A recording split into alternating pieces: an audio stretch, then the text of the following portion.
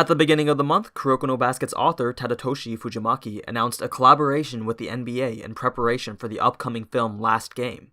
So let's take a closer look at each of the 8 designs and see some of the insights behind the teams that were chosen to represent each character.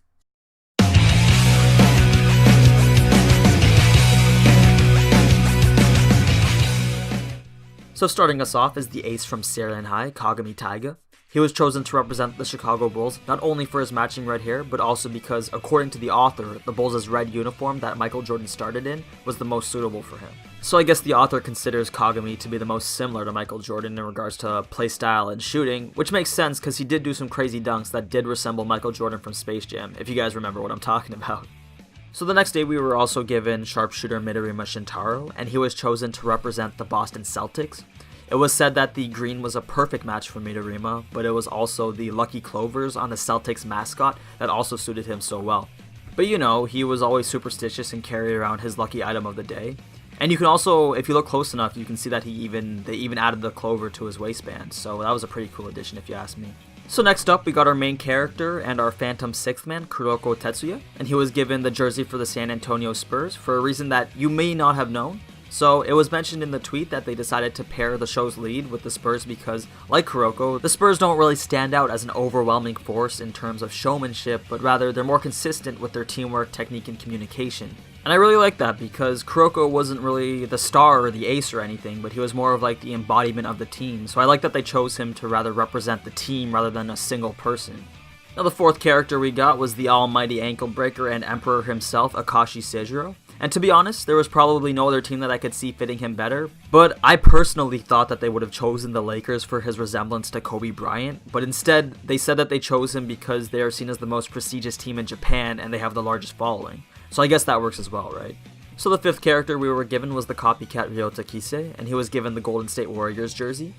Now they mentioned in the tweet that the color scheme matched Kisei perfectly and that the Warriors' 40-year history was something of a tribute to his success in the past, but I'd personally like to think that Kisei has a resemblance to the Warriors' Stefan Curry. Now, I know a lot of people were saying that it should have been Midorima since Curry rarely misses threes, but Curry isn't only known for shooting deep range, and like Kisei, he's a good all-rounder. But that's just my opinion, so don't chew me out on it. So next up, we got Atsushi Murasaki Barra sporting a Phoenix Suns jersey. We were actually given a little bit more backstory onto the reasoning for this one. So apparently, Murasaki Barra was a very similar player to Japan's own Yuta Tabase, and Yuta was the first person from Japan to play in an NBA regular season game. And as you've already probably guessed, he did play for the Phoenix Suns, so that's why Murasaki Barra is sporting the Suns jersey. Now our seventh character, and my personal favorite, is the ace of the Generation of Miracles, Aomine Daiki. And let's be honest here, we all knew that he was going to be repping the Cavs, right? The author compares Aomine to LeBron James for their outstanding performance in both offense and defense, as well as their ability to carry the momentum throughout the game. And finally, our eighth and final character, who I was actually surprised by, it was Tatsuya Himuro from Murasaki Barra's team. Apparently, he was chosen because he actually grew up in the United States and has his own passion for the NBA. So he was given a New York Knicks jersey since it was said to be a stable and popular team, as well as one of Japan's favorites. Alright, so that's going to wrap it up for today's episode. I hope you enjoyed this little special that I put together. So, a few things. My last video, the Radwin Swim that I posted a few days ago, it got taken down and my channel strikes, so I probably won't be putting it back up.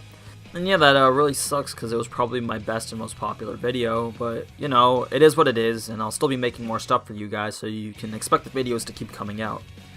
But yeah, so anyway, I hope you enjoyed watching this video as much as I enjoyed making it, and if you want to see more of this type of anime news content, then you already know what to do.